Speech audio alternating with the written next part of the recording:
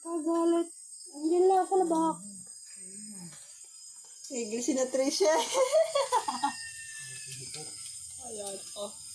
Hindi ayaw, pumutok ko ngayon.